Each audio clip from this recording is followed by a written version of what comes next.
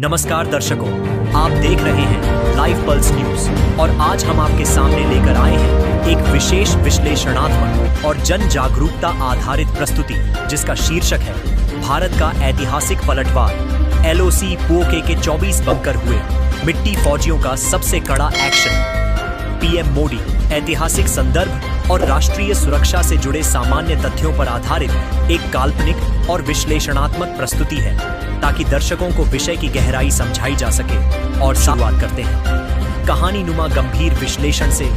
देश हमेशा से अपने सीमावर्ती इलाकों की सुरक्षा को लेकर सतर्क रहा है, खासकर नियंत्रण रेखा यानी लाइन ऑफ कंट्रोल और पाकिस्तान अधिकृत कश्मीर जिसे हम पीओके के नाम से जानते हैं।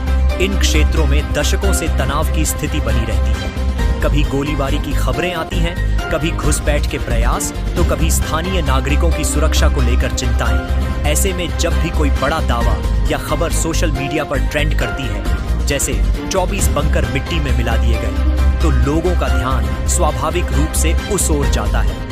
लेकिन समझना जरूरी है कि इन शब्दों के पीछे कई स्तरों पर भावना, रणनीति और जन धारणा का खेल चलता है। हमारे देश की सेना अत्यंत अनुशासित और पेशेवर है और वह अपने हर कदम को अंतर्राष्ट्रीय नियमों, कूटनीतिक संतुलन और नागरिक सुरक्षा को ध्यान में रखकर उठाती है। इतिहास की बात करें तो भारत ने हमेशा रक्षात्मक नीति को प्राथमिकता दी है। 1965 हो, 1971 हो या कारगिल युद्ध हो, हर बार भारत ने साबित किया है कि वह उकसावे का जवाब जरूर देता है, लेकिन आक्रामकता की शुरुआत नहीं करता। यही कारण है कि आज भी जब सीमावर्ती क्षेत्रों में किसी कथित ऑपरेशन या जवाबी कार्रवाई की बातें होती हैं, तो देश भर में चर्चा होती है कि आखिर भारत की रणनीति क्या है। पिछले कुछ वर्षों में सरकार ने राष्ट्रीय सुरक्षा के मुद्दे को काफी गंभीरता से उठाया है। अत्याधुनिक हथियारों की खरीद, सीमा पर बुनियादी ढांचे का विकास, नए सैन्य ठिकानों की स्थापना और सैनिकों की सुविधाओं में सुधार,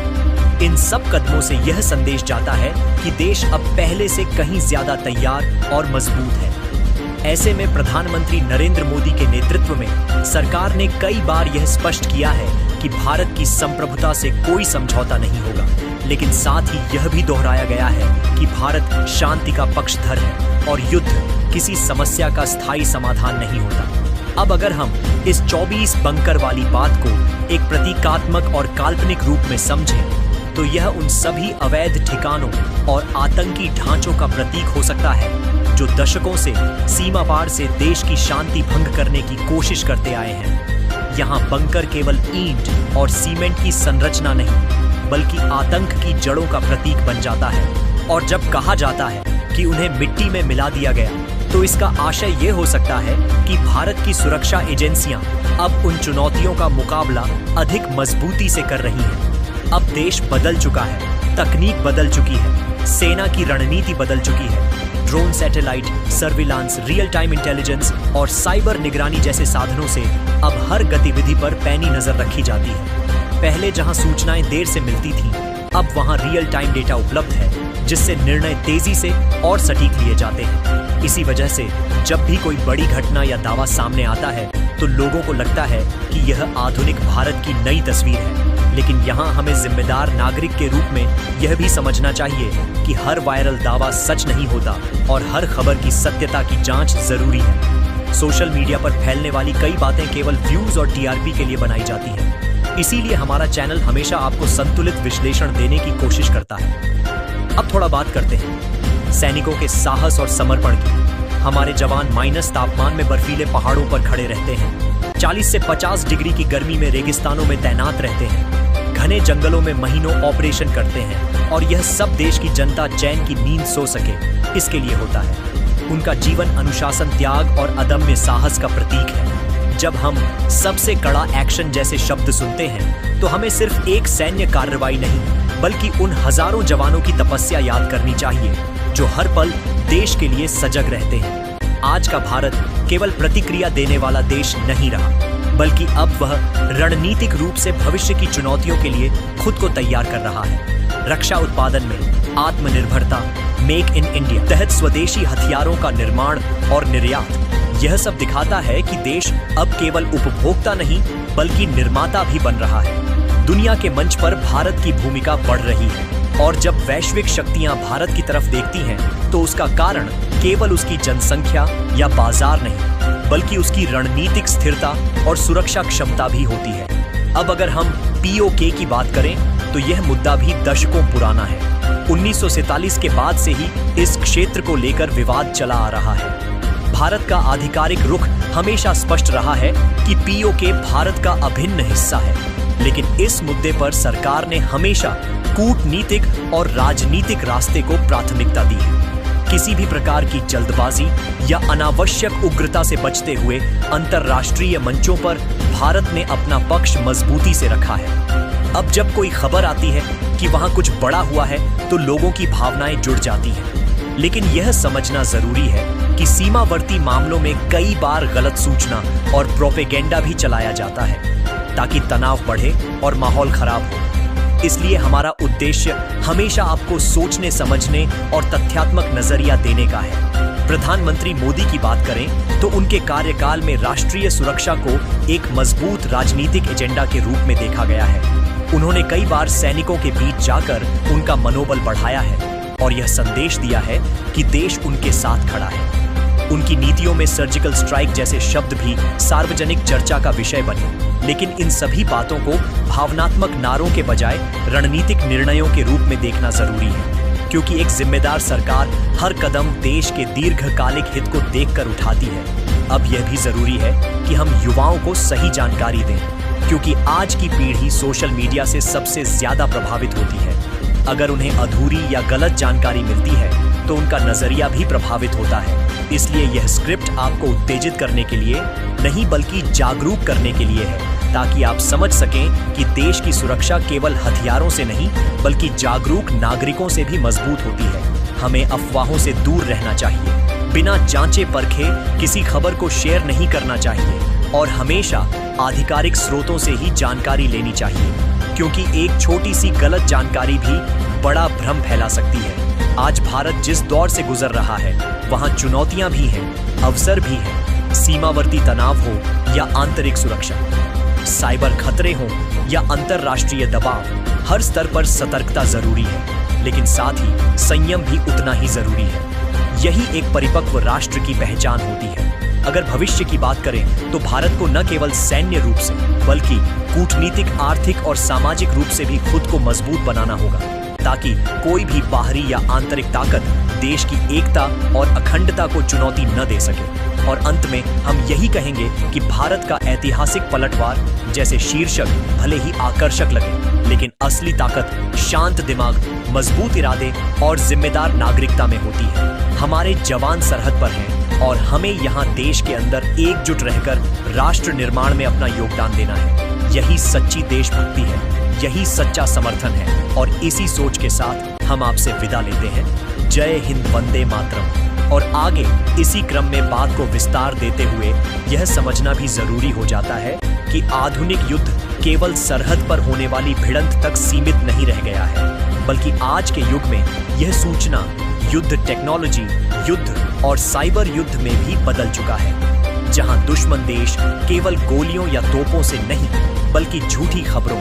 फर्जी वीडियो एडिटेड क्लिप और मनोवैज्ञानिक दबाव के जरिए आम जनता के मन में भ्रम पैदा करने की कोशिश करते हैं। ऐसे में भारत सरकार और सुरक्षा एजेंसियों ने डिजिटल फ्रंट पर भी अपनी तैयारियां मजबूत की हैं। Social media monitoring, cyber cell और फैक्ट चेक यूनिट्स के जरिए लगातार यह प्रयास होता रहता है कि किसी भी प्रकार की भ्रामक या राष्ट्र विरोधी सूचना को समय रहते रोका जाए और सच आम जनता तक पहुंचे, क्योंकि आज का युद्ध केवल बॉर्डर का नहीं बल्कि लोगों के दिमाग और सोच का भी है।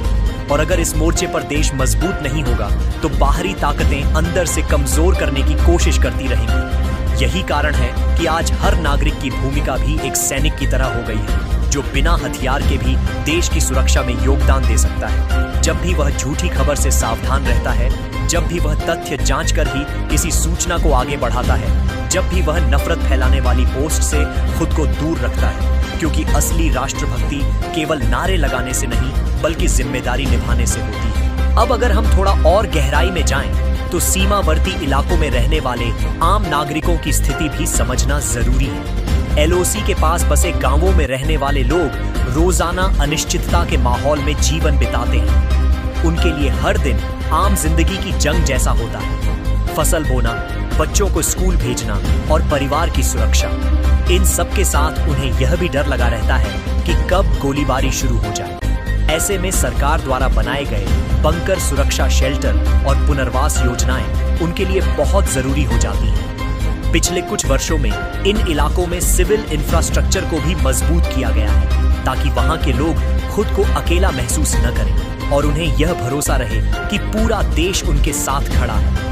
यही आत्मबल सीमा पर तैनात जवानों और वहां के नागरिकों दोनों के लिए ताकत का स्रोत बनता है, क्योंकि जब लोगों को लगता है कि उनकी तकलीफें देखी जा रही हैं और उनकी सुरक्षा प्राथमिकता है, तो उनका मनोबल खुद ब खुद बढ़ता है और यही मनोबल किसी भी राष्ट्र की सबसे बड़ी ताकत होता है। अब बात करें युवाओं की भूमिका की, तो आज का युवा वर्ग देश का भविष्य है और वह डिजिटल युग में पैदा हुआ है। उसके पास जानकारी पाने के हजारों साधन हैं, लेकिन साथ ही गलत जानकारी के भी हजारों रास्ते हैं। इसलिए यह बहुत जरूरी हो जाता है कि युवा सिर्फ भावनाओं में बहकर किसी भी सनसनीखेज खबर पर विश्वास न करें, बल्कि हर बात को तार्किक नजरिए से देखें। देशभक्ति का मतलब आंख बंद करके हर चीज मान लेना नहीं, बल्कि सच को पहचानना और सही को समर्थन देना होता है। अगर कोई खबर कहती है कि कुछ हुआ है, तो उसका मतलब ये नहीं कि वही अंतिम सत्य है।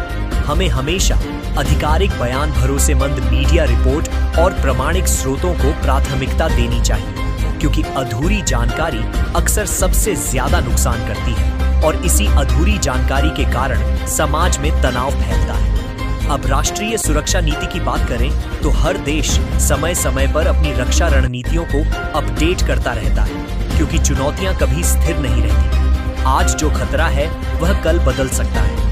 इसीलिए भारतीय सेना, वायुसेना और नौसेना तीनों को तकनीकी रूप से और रणनीतिक रूप से लगातार अपडेट किया जाता है। नए लड़ाकू विमान, नई मिसाइल प्रणाली, आधुनिक रडार और इलेक्ट्रॉनिक वॉरफेयर सिस्टम, इन सब का उद्देश्य केवल शक्ति प्रदर्शन नहीं, बल्कि किसी भी संभावित खतरे को पहले ही रोकना है, ताकि युद्ध की स्थिति ही पैदा न हो। क्योंकि सबसे बड़ी जीत वही होती है जिसमें बिना लड़े शांति कायम रखी जाए, और यही एक परिपक्व और जिम्मेदार राष्ट्र की पहचान है। दुनिया में वही देश आगे बढ़ते हैं जो शक्ति के साथ साथ विवेक भी रखते हैं, और भारत ने हमेशा अपनी परंपरा में बुद्ध और गांधी की विचारधारा के साथ अर्जुन और शिवाजी की वीरता को भी संतुलित रखा है।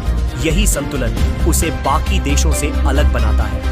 अब जब भी हम प्रधानमंत्री के संदर्भ में राष्ट्रीय सुरक्षा की बात करते हैं, तो यह समझना जरूरी है कि निर्णय केवल एक व्यक्ति का नहीं, बल्कि एक पूरी व्यवस्था का होता है, जिसमें सेना, खुफिया एजेंसियां, कूटनीति विभाग और रणनीतिक सलाहकार सभी शामिल होते हैं। किसी भी संवेदनशील मुद्दे पर निर्णय भावनाओं से नहीं, बल्कि गहरे विश्लेषण और दीर्घकालिक दृष्टिकोण से लिया जाता है, क्योंकि एक गलत कदम पूरे क्षेत्र में अस्थिरता फैला सकता है। इसीलिए जब हम किसी वायरल दावे को सुनते हैं, तो हमें यह भी सोचना चाहिए कि असली दुनिया में चीजें कितनी जटिल होती हैं और उन्हें कितनी सावधानी से संभाला जाता है। अब अगर हम देश के अंदरूनी माहौल की बात करें, तो राष्ट्रीय सुरक्षा केवल बाहरी खतरे से नहीं जुड़ी होती, बल्कि आंतरिक शांति, सामाजिक सौहार्द और आपसी भाईचारे से भी जुड़ी होती है।